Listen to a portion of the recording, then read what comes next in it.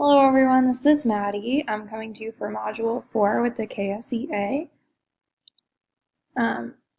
This is actually, the KSEA is something that we started talking about last year at my school.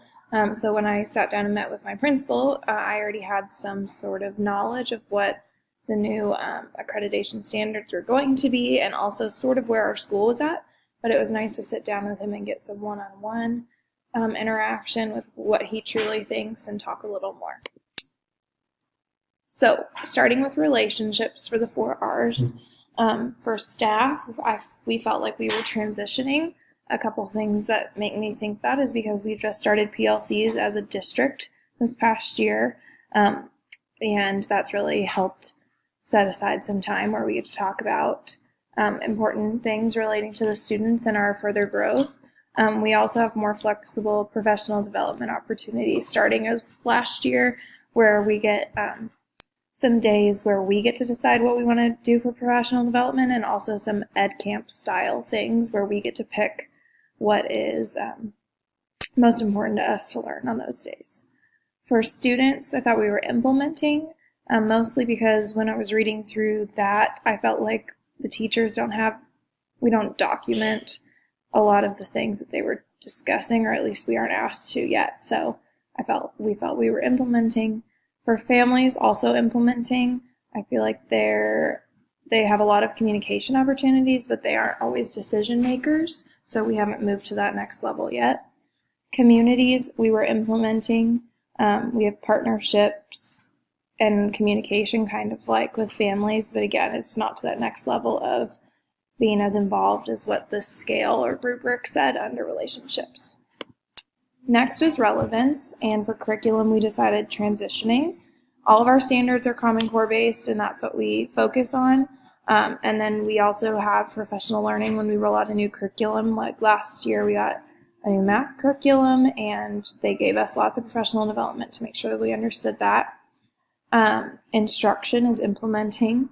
I felt like the only thing that kept us from being transitioning there is it says there's the difference between documenting and discusses, and I feel like, or my principal and I felt like we were still at the discusses level. Student engagement, I felt like no evidence to implementing, and that's my principal agreed, because we felt like student input was really lacking and not every plan is individualized the way that it talked about in the rubric. Really individualized plans only happen for like IEP and 504 students, if that makes sense. Obviously every teacher's focused on individual kids, but not every kid has individual plans, so that's why we've said that. For technology, transitioning, we have one-to-one correspondence. All the kids have iPads and the teachers have an iPad and a computer, and there's a huge digital push going on in the district, so working our way towards that. For rigor, career and technical education, no evidence. The career push isn't really from I don't think, from kindergarten. And since I work in the elementary level, I don't see much of that. And it's not something the district seems focused on either. Professional learning, transitioning. Like I talked about earlier, there's more teacher-focused professional development, and it's more flexible. So that's benefiting the teachers and the students in turn. Resources, implementing. I felt like we have a lot of those things, but you have to search for the documents and information that you're looking for. It's not made available. And data is implementing. And then responsive culture, the last R. Component 1 was leadership. I felt like we were implementing. We have a new superintendent this year, and we've had just some changes in leadership, so that kept us from transitioning. Early childhood transitioning. They're starting to open more early childhood centers in schools. There was a school built actually in the city where my school is, and they made sure to include an early childhood pre-K center in that. So that's transitioning. District climate is implementing. I also think that goes kind of with the new superintendent thing. And then nutrition and wellness transitioning.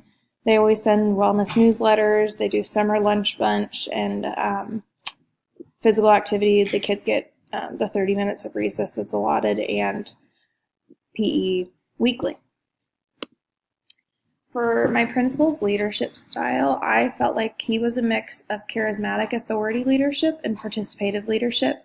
And that's because, as it says here, he has a really big personality and is easy to get along with. People kind of connect to him instantly and really like him. And he's just very committed and driven and uses that in way of leadership. And for participative, he always gives the teachers a voice, but then makes sure he stands up for what he knows is right because he's the leader. He uses our ideas and asks us our opinions. And he always tells us he knows that the teachers know what's best for the kids. And so he always makes sure that we're involved in decision making. And that's one of the things I really like about him. He's very easy to work for. Okay, for areas of improvement, the two that I felt were the lowest and that my principal and I talked about was student engagement and career and technical education. So for student engagement, some ideas that I had were to give the students more of a chance to share their opinions and give feedback to teachers. So that could be some sort of survey, or even if we're doing digital, we could do like Google surveys or things like that to just ask them different things that could help them get a voice.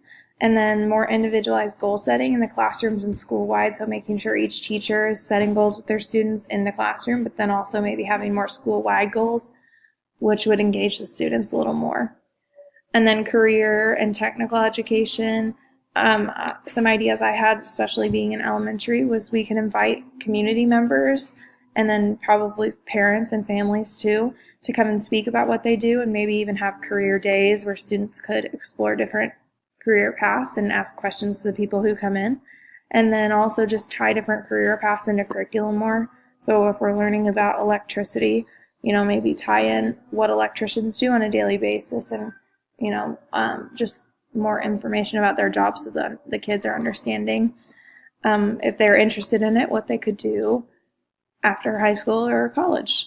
So those are the things that we think we can improve on, and I'm excited to take this back to my principal, and we're going to talk a little more about it when we get back in August. Thanks.